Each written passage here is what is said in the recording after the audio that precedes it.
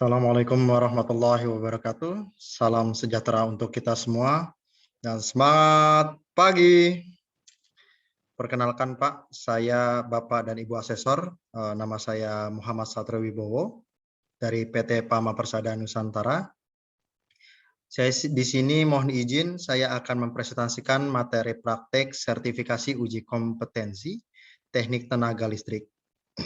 Di mana saya mengambil sertifikasi analis muda level 4 untuk supervisor pengoperasian PLTS, di mana saya mengambil studi kasus di PLTS PAMA 3 dengan kapasitas 50 KWP. Adapun pada materi ini saya akan menyampaikan beberapa konten atau materi yang akan disampaikan. Pertama terkait dengan cara kerja PLTS atap, kedua terkait dengan alat pelindung diri dan tools, ketiga prosedur pengoperasian, mulai dari menghidupkan sampai mematikan PLTS. Di poin nomor 4 sistem proteksi, berikutnya adalah sistem monitoring operasi PLTS, dan yang terakhir lampiran terkait dengan dokumen checklist, INK JSA Work Permit, spesifikasi device sampai gambaran sistem dan fungsi device PLTS. Oke Pak, kita beranjak ke konten yang pertama terkait dengan cara kerja PLTS atap. Yang banyak kita ketahui secara garis besar, PLTS atap ini adalah teknologi pembangkit listrik yang merubah radiasi matahari menjadi energi listrik dengan menggunakan modul fotovoltaik, di mana radiasi matahari ditangkap oleh modul fotovoltaik, dirubah menjadi energi listrik akibat fotoelektrik, kemudian masuk ke inverter, di mana di inverter dirubah dari arus DC menjadi arus AC, dan hasil arus AC-nya dapat dimanfaatkan oleh beban. Adapun kalau kita klasifikasikan terkait dengan PLTS ini sebenarnya terbagi menjadi 3 klasifikasi. Pertama PLTS off-grid, kedua PLTS on-grid, dan PLTS hybrid ya Pak ya. Tapi di sini saya coba akan membagi menjadi 2, PLTS off-grid dan on-grid. Mungkin saya sedikit menjelaskan PLTS off-grid ya Pak, di mana PLTS off-grid ini adalah sistem PLTS yang tidak dihubungkan ke jaringan PLN dan menggunakan baterai ya Pak, biasanya menggunakan baterai. Kemudian untuk yang on-grid, ini adalah bedanya adalah sistem PLTS yang dihubungkan ke jaringan PLN dan tidak memiliki penyimpanan daya. Biasanya PLTS on-grid ini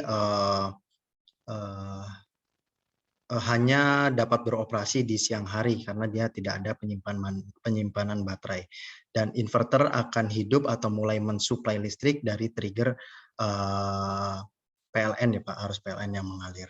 Adapun kalau kita beranjak ke PLTS on-grid yang kebetulan terinstal di area kerja kami, yaitu secara penjelasan pertama dari solar panel, di mana solar panel yang mengubah radiasi matahari menjadi listrik DC, kemudian dimasukkan ke DC combiner, di mana DC combiner ini berfungsi untuk menyearahkan ya Pak ya, atau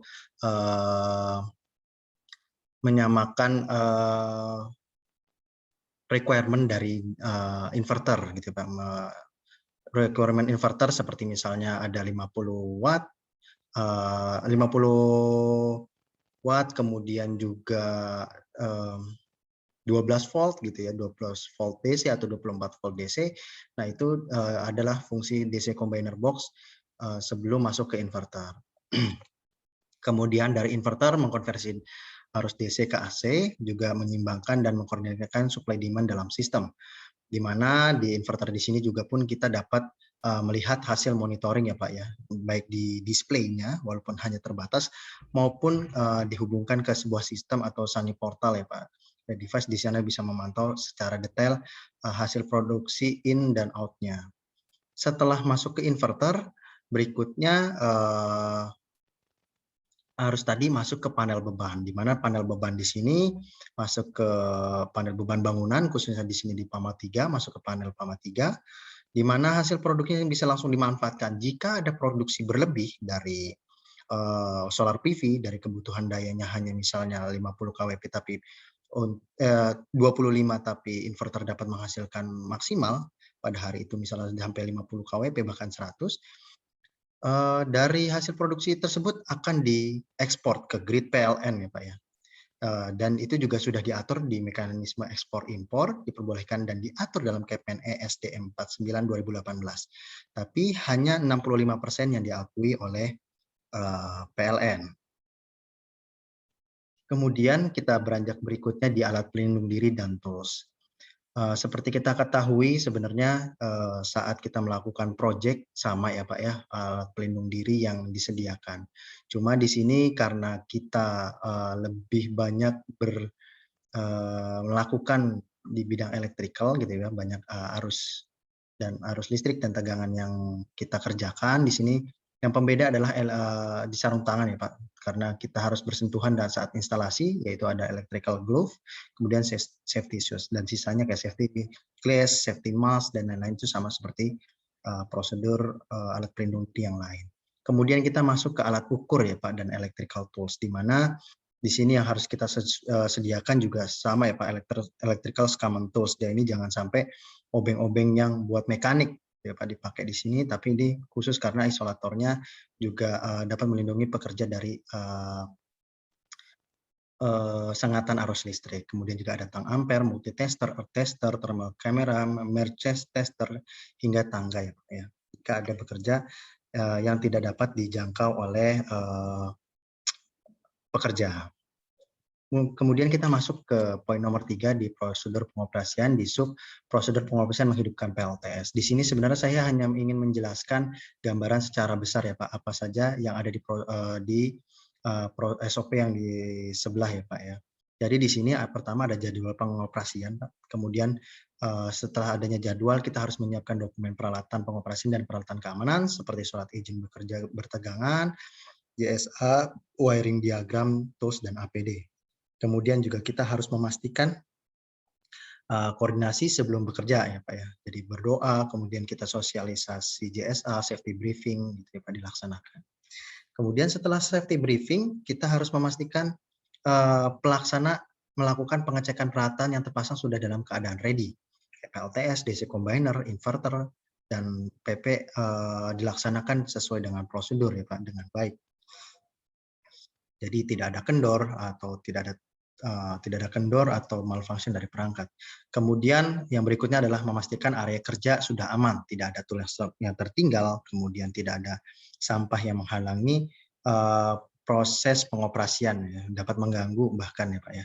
Kemudian yang berikutnya adalah memastikan pengecekan perangkat PLTS saat dioperasikan mulai dari menghidupkan grid inverter, MCB in out pada panel distribusi fungsi dengan baik dan sesuai prosedur.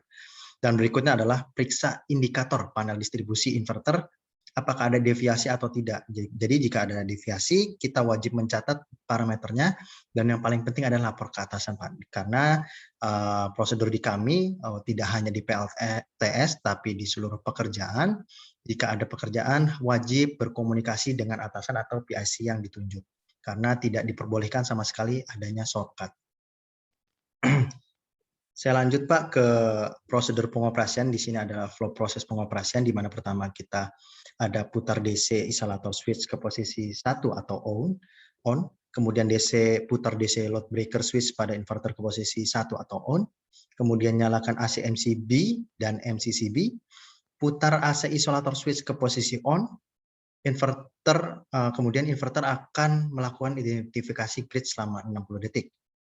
Tunggu sampai indikator menyala nih. Jika LED hijau berkedip, input DC masih rendah. Berarti kalau ada kedipan LED berwarna hijau, berarti input DC masih rendah. Jadi masih belum sesuai spesifikasi dari inverter. Kemudian jika LED merah menyala, nah terjadi fault pada sistem. Nah ini juga kembali laporan ke atasan untuk tindakan selanjutnya. Nah, berikutnya adalah prosedur mematikan PLTS. Sebenarnya secara gambaran sama ya Pak ya, seperti menghidupkan, pertama juga ada jadwalnya, siapkan dokumen, melakukan koordinasi, memastikan peralatannya terpasang. Yang berbeda adalah mematikan grid tire dengan cara memutar DC switch ke posisi off, kemudian mematikan MCB in out pada DC combiner. Kalau yang tadi dihidupkan, yang ini memutar dengan agar berfungsi untuk mematikan ya Pak. perangkat PLTS. Dan juga ini juga sama, kita juga harus memeriksa indikator pada panel distribusi atau inverter, apakah ada deviasi atau tidak.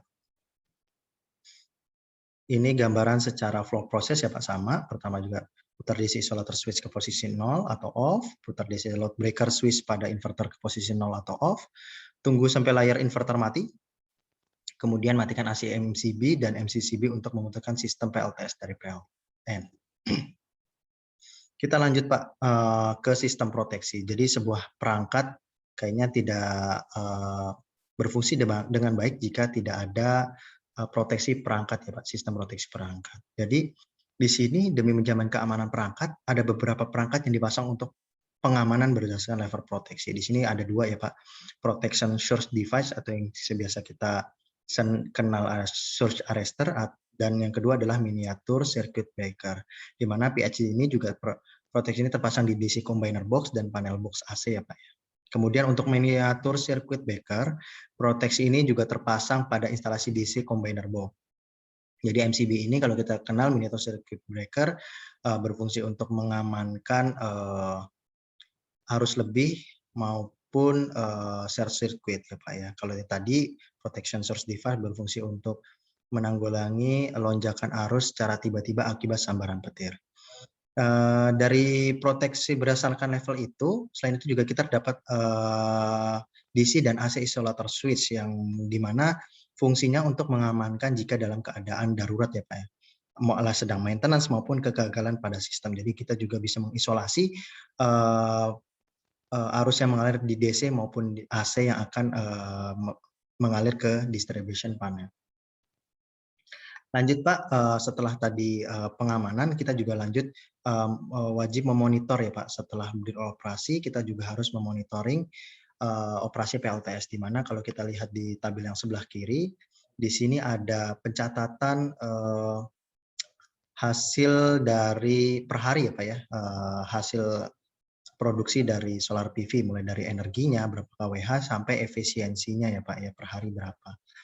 Dan dari harian itu kita mencoba lanjutkan merekap ya Pak, performa PLTS setiap bulannya, di mana kalau kita lihat efisiensi rata-rata di sini di tahun 2018 dan 2019 di kisaran 17% ya Pak. Kemudian untuk produksinya di sini rata-rata di 5.000 kWh. Adapun pemantauan dan rekapitulasi performa PLTS di sini bertujuan untuk memantau ya Pak, performa PLTS dilakukan harian guna membandingkan antara produksi harian dan bulanan itu tidak ada deviasi ya Pak ya. Jadi sesuai ya Pak ya. Kemudian mencatat penyebab produksi rendah gitu. Jika ada produksi yang tidak sesuai dalam harian, kita juga dapat melihat nih gitu kan, kenapa gangguan ini terjadi, apakah karena mendung, hujan, atau debu atau kotoran hewan maupun malfunction pada perangkat. Selanjutnya di poin nomor 3 dapat digunakan sebagai reports rekapitulasi efisiensi per tahun, di mana untuk sistem di PLTS PAMA HO di PAMA 3 ini Pak, jika target tahunan melebihi target yang disepakati di kontrak, akan menjadi bonus bagi penyedia pelayanan ya Pak ya. Jadi kalau targetnya 15%, kalau setahu saya di kontrak, jika rekan-rekan penyedia layanan yaitu PT Energi Prima Nusantara dapat memproduksi lebih dari 15%, nah itu kelebihannya itu akan dikalkulasi dan akan dibayarkan sesuai dengan kesepakatan di kontrak. Adapun ini lampiran dokumen pendukung ya Pak yang tadi di atas, seperti list inspection PLTS rooftop, kemudian ada INK gitu ya Pak, INK menyalakan grid inverter, INK menyalakan panel distribusi AC, kemudian juga ada dokumen single line diagram, form JSA sampai dokumen work permit bekerja di ketinggian. Nah, saya lanjut ke spesifikasi device ya Pak. Di sini sedikit spesifikasi device yang terpasang di area PAMA HO, gedung PAMA 3. Kita untuk solar PV panel menggunakan sun power ya Pak ya.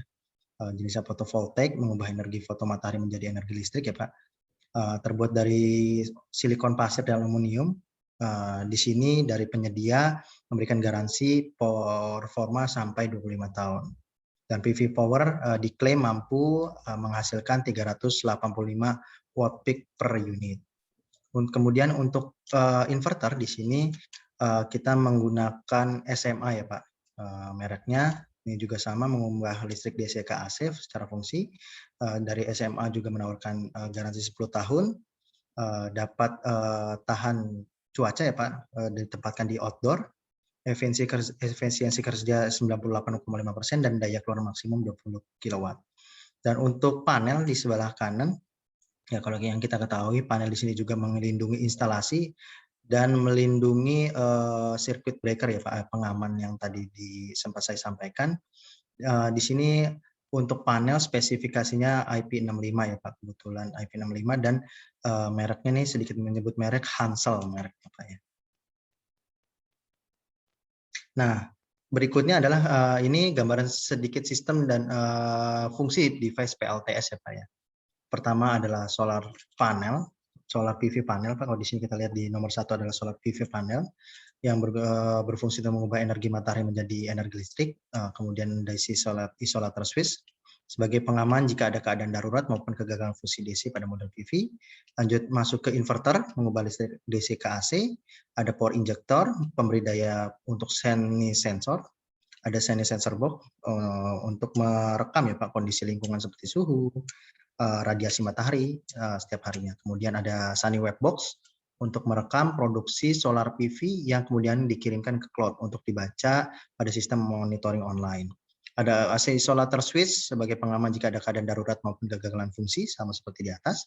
Ada MCB AC bertugas untuk memutus aliran listrik ketika terjadi arus berlebihan. Ada KWH meter untuk merekod produksi yang masuk ke beban. Ada distribution panel, panel distribusi tegangan rendah 3 pas arus bolak-balik yang berfungsi untuk menyalurkan daya dari pembangkit ke beban. Yang terakhir ada yang poin nomor 11 ada KWH meter PLN, merekod KWH listrik impor dan ekspor. Mungkin itu yang bisa saya sampaikan dalam presentasi materi praktek ya Pak ya, di sertifikasi uji kompetensi kali ini. Kurang lebihnya saya mohon maaf. Wabillahi taufik wal hidayah. Wassalamualaikum warahmatullahi wabarakatuh. Semangat pagi.